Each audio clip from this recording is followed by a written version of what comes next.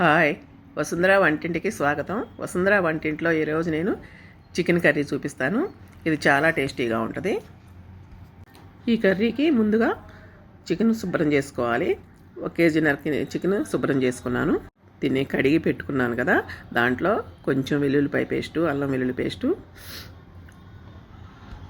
కొంచెం కారం,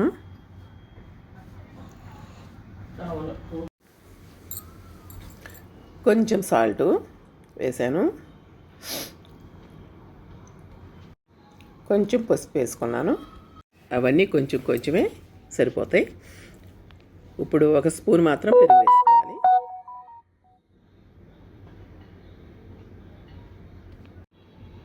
ఇదంతా కలిసేటట్టు మొత్తం కలిపి పక్కన పెట్టుకోవాలి. మూత పెట్టుకుని ఒక అరగంట సేపు నాననివ్వాలి. ఈ కర్రీకి ఒక 5 ఉల్లిపాయలు తీసుకున్నాను. ఇప్పుడు మిక్సీ జార్లోకి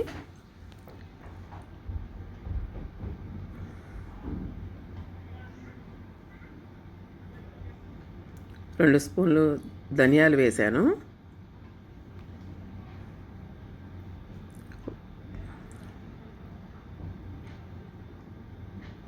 ఒక 1/2 స్పూను జీలకర్ర వేశాను, ఒక 10 ఎండుమిర్చి కూడా వేస్తున్నాను, 3 చిన్న ముక్కల 8 లవంగాలు, 3 చిన్న ముక్కలు చెక్క వేసేసాను. వేసి మిక్సీ పట్టేశాను. ఇప్పుడు స్టవ్ వెలిగించి బాండీ పెట్టుకుని ఆయిల్ వేశాను. ఆయిల్ వేడయింది. ఇప్పుడు చికెన్ అంతా ఆయిల్లో వేసేస్తున్నాను.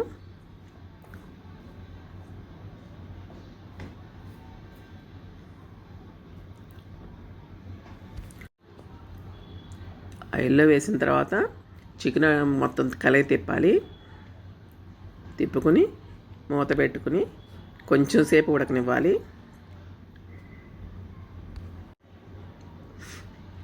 కొంచెం ఉడికింది. ఇప్పుడు ఉల్లిపాయ ముక్కలు వేయాలి. మనం ఇందాక వేయలేదు కదా, ఫస్ట్ నూనెలో ఆయిల్లో ఇప్పుడు వేస్తున్నాం. ఉల్లిపాయ ముక్కలు ఇప్పుడు వేసుకోవాలి. ఇప్పుడంతా కలిసేటట్టు తిప్పుకుంటూ ఉండాలి.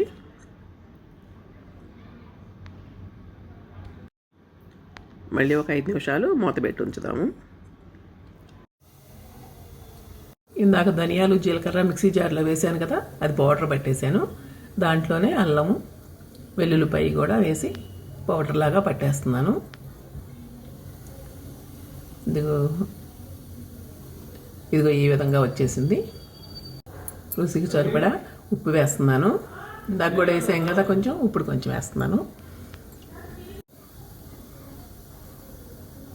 కొంచెం పసుపు వేస్తున్నాను. ఇందాక మిక్సీ పట్టుకున్నాం కదా, ఆ పౌడర్ అంతా వేసేస్తున్నాను.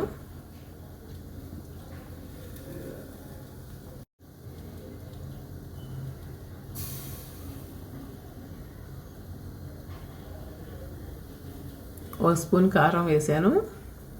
ఇందాక వేసుకున్నాం కదా, ఎండుమిరపకాయలు కూడా వేసుకున్నాం కదా, 1 స్పూన్ సరిపోతుంది. ఇప్పుడు మసాలా అంతా చికెన్కి పట్టేటట్టు తిప్పుకొని మూత పెట్టేసుకోవాలి. ఇంకా మూత తీసేసి కొంచెం సేపు వేగనివ్వాలి. కొంచెం కొత్తిమీర కూడా ఇప్పుడే వేసుకోవాలి.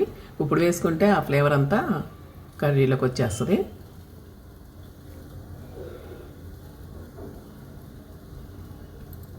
కొత్తిమీర వేసుకున్నాక కొంచెం తిప్పుకోవాలి కర్రీ అంతా.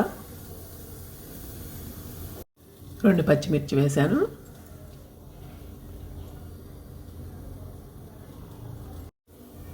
కర్రీ ఇంకా అయిపోతుంది. ఆయిల్ బయటకు వస్తుంది కదా. ఉల్లిపాయ తర్వాత వేసినా కూడా చూడండి ఎంత బాగా వచ్చిందో. కర్రీ గుజ్జు గుజ్జుగా గ్రేవీగా వచ్చింది. ఇంకా అయిపోయింది.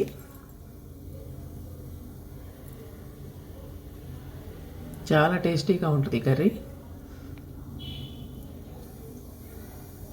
ఇంకా అయిపోయింది. ఇంక తీసేద్దాము. కర్రీ అయిపోయింది కదా, ఒక బౌల్లో తీసాను. ఈ కర్రీ మీకు నచ్చినట్లయితే లైక్ చేయండి, షేర్ చేయండి, సబ్స్క్రైబ్ చేయండి. మీరు కూడా చేసుకుని కింద కామెంట్స్లో చెప్పండి.